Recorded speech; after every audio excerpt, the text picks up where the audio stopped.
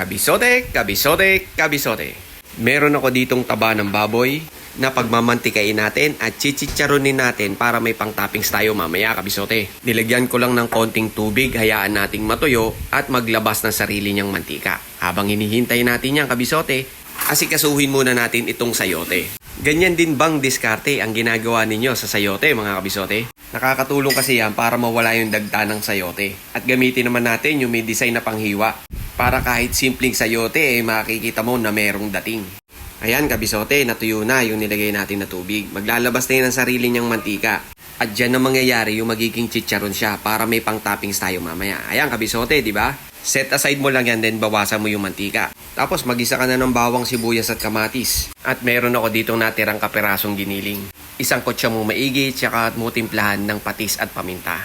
At ilagay mo na yung sayote, tapos imekos-mekos mo lang, lagyan mo ng tubig, takpan at pakuluin. After 10 minutes, malambot na yung sayote. Tsaka mo ngayon itoppings yung ginawa natin na chicharon. Ganun lang kasimple at kadali. Meron ka ng ginisang sayote. Napakamura pala nito ngayon sa palengke, mga kabisote. At alam mo ba kung ano nagpasarap dito sa simpleng sayote natin, kabisote? Yung ginawa natin na chicharon. Dahil yung lasa niya nag-blend doon sa may sabaw. Bugbog na naman ang kanin nito. Oh, ano pang hinihintay mo, kabisote? Tara, kakain na!